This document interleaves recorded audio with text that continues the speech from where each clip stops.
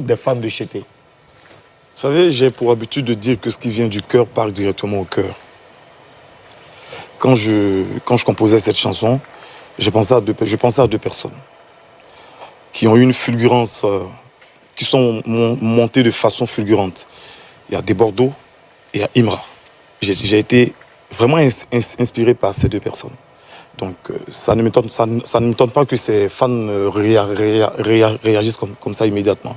Est-ce que tu n'as pas quelques appréhensions par rapport aux réactions des fans de Didi B, puisque c'est clair qu'aujourd'hui, les deux sont dans une rivalité qui est flagrante? Non, je pense qu'il n'y a pas d'animosité, là.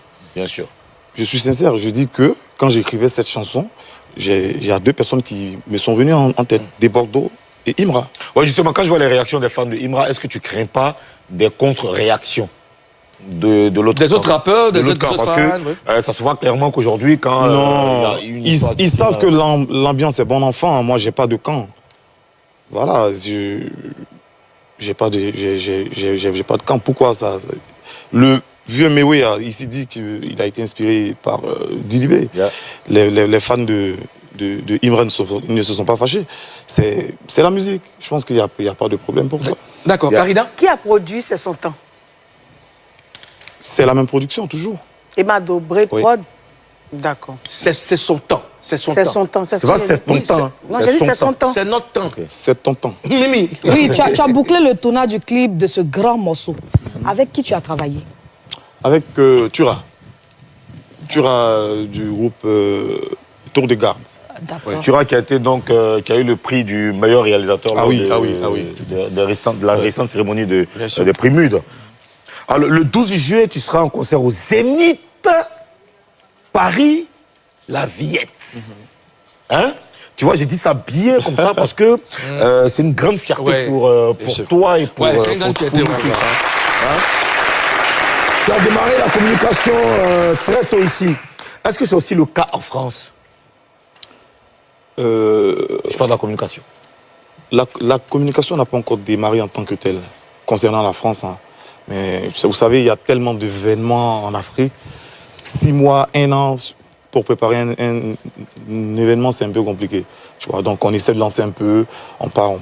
Mais à partir de 4 mois, on va dérouler le rouleau compresseur, quoi. D'accord. Alors, en 2022, tu devais jouer au Bataclan. Le concert a été reporté et annulé. Alors, quelles sont les mesures que tu as prises cette fois-ci pour ne pas revivre les mêmes choses? Nous avons pris toutes les mesures adéquates pour que tout se passe bien. Et Dieu, par sa grâce, tout se passera bien. Est-ce qu'on peut avoir les détails? Est-ce que tu es allé voir, tu es allé vers la diaspora? Secret.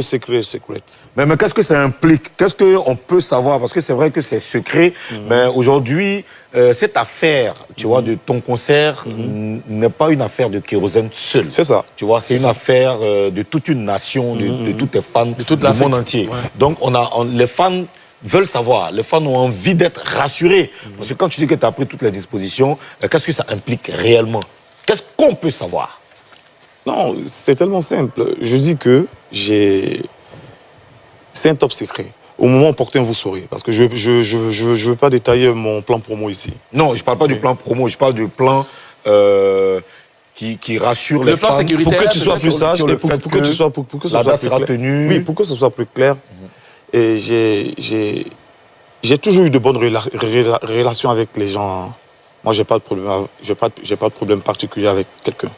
Donc, nous avons pris toutes les dispositions pour mener ce concert à bien. Excuse-moi, est-ce que c'est le même staff qui organise la